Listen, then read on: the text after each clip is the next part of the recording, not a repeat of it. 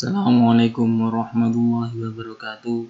Alhamdulillahirabbil alamin. Innal hamdalillah nahmaduhu wa nasta'inuhu wa na'udzu billahi min shururi anfusina wa sayyiati a'malina. Man yahdihillahu fala mudilla lahu wa man yudlil fala hadiyalah. Asyhadu an la ilaha illallah wahdahu la syarika lahu wa asyhadu anna Muhammadan 'abduhu wa rasuluh. Allahumma shalli ala sayyidina Muhammad wa ala ali sayyidina Muhammad faman tabi'ahu bi ihsan ila yaumiddin. Alhamdulillah, pada kali ini kita bisa melanjutkan pelajaran kita meski terbatas oleh ruang dan waktu. Mudah-mudahan apa yang kita pelajari menjadi ilmu yang bermanfaat. Amin ya rabbal alamin.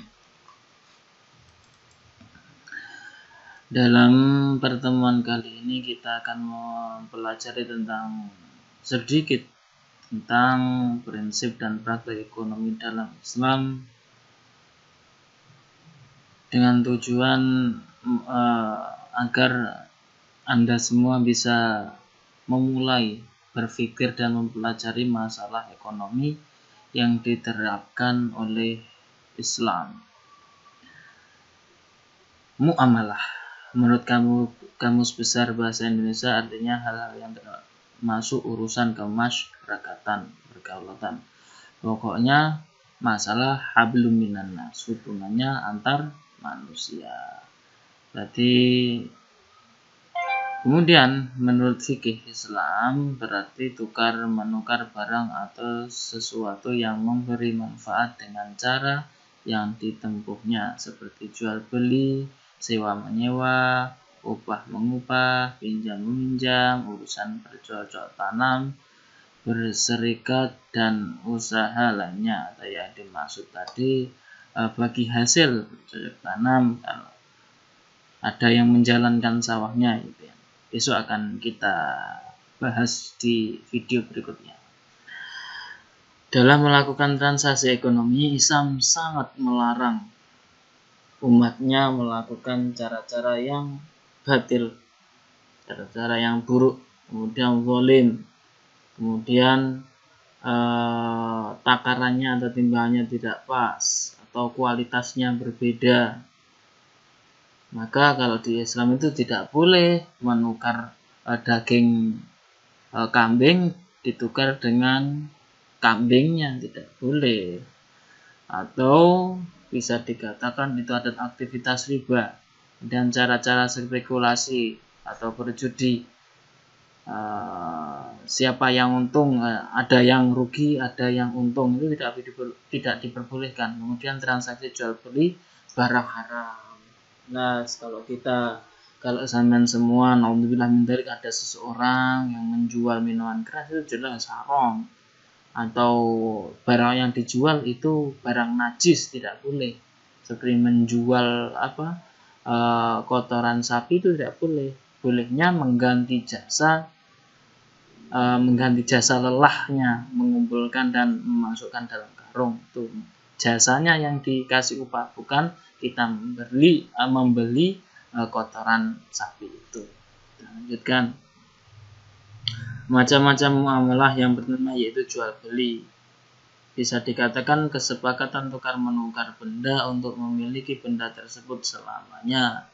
Itu adalah makna dari jual beli. Yang pertama, syarat-syarat jual beli. Yang pertama, penjual dan pembeli haruslah baligh, sudah dewasa, berakal sehat, atas kehendak sendiri. Jadi ketika jual beli tidak boleh dipaksa, harus suka sama suka, ridho dengan ridho, seperti itu. Kemudian uang dan barangnya haruslah halal dan suci ya.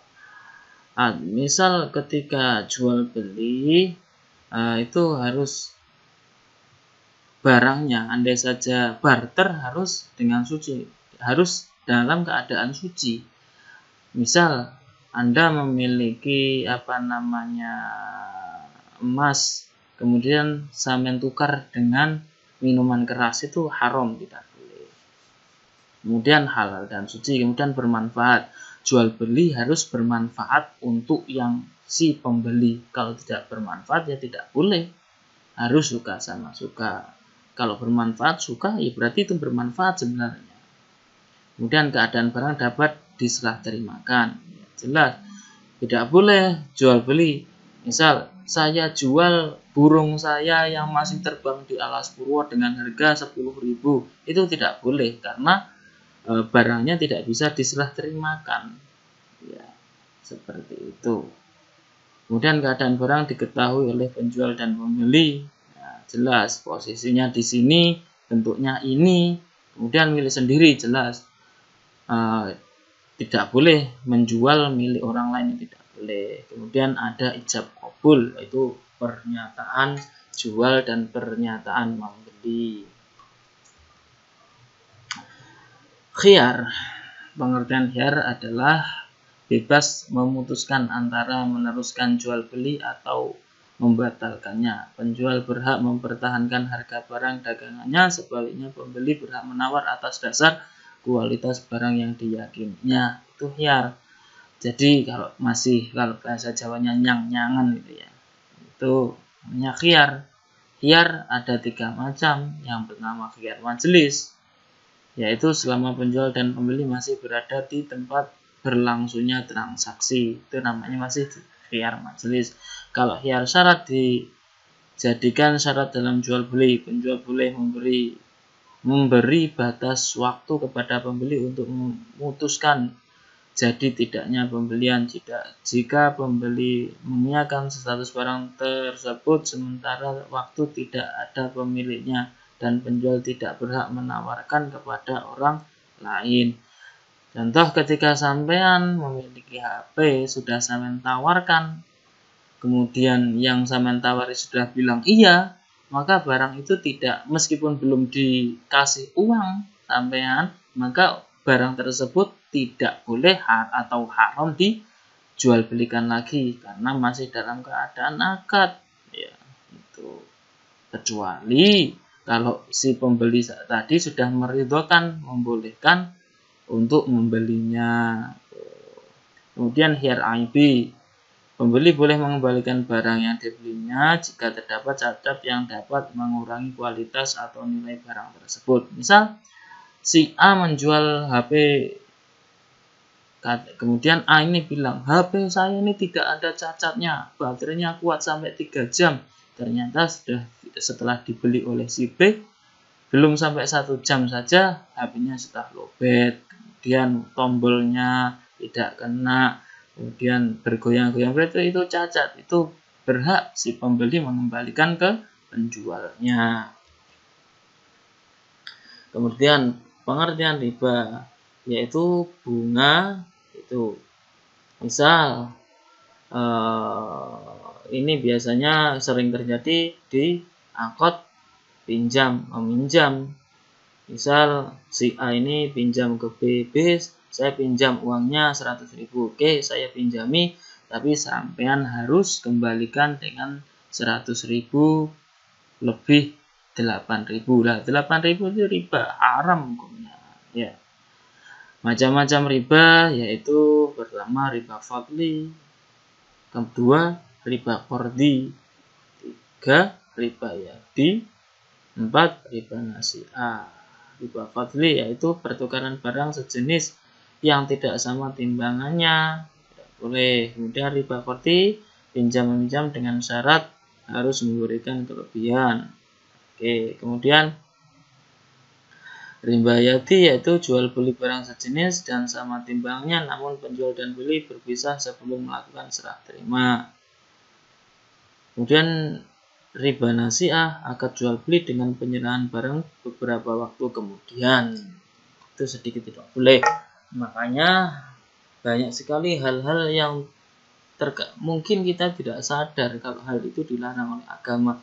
Maka kita setiap tahun diwajibkan untuk zakat. Zakat itu mensucikan diri kita dari hal-hal yang haram. Kemudian sebab mengapa sih riba itu diharamkan? Yang pertama, menimbulkan eksploitasi atau pemerasan. Yang kedua, dapat menciptakan dan mempertajam jurang pemisah antara si kaya dan si miskin. Nanti si kaya makin kaya, yang miskin makin miskin. Yang ketiga, dapat menimbulkan sifat rakus. Yang keempat, dapat memutuskan tali persaudaraan. Kemudian muamalah yang berikutnya, utang piutang, yaitu menyerahkan harta atau benda kepada seorang dengan catatan akan dikembalikan pada waktu nanti dan tidak mengubah keadaannya. Memberi utang berarti menolongnya dan sangat dianjurkan oleh agama, sampai ada ulama yang mengatakan pahala menghutangi saudaranya yang butuh itu pahalanya lebih banyak daripada sedekah.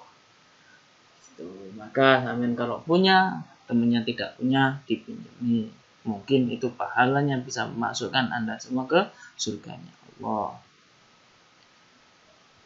Rukun utang piutang harus ada dalam utang, itu dalam transaksi utang itu ada yang berpiutang dan yang berutang, ada harta dan atau barang.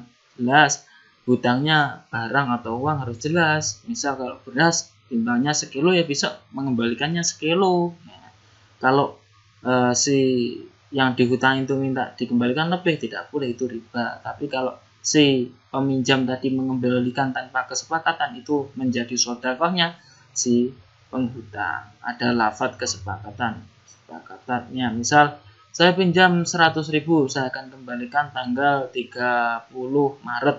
Itu harus besok si penghutang 30 Maret harus mengembalikan. Seperti itu. Sewa menyewa adalah muamalah berikutnya. Dalam fikih Islam disebut ijarah, artinya imbalan yang harus diterima oleh seorang atas jasa. Misal kalau di Indonesia ada ojek online, itu jarak sekian berapa, itu Anda membayar jasanya, atau jasa membeli pupuk kandang gitu. Itu ya kita tidak membeli kotorannya, tapi jasanya sih pengepul tadi kotoran hewan tadi.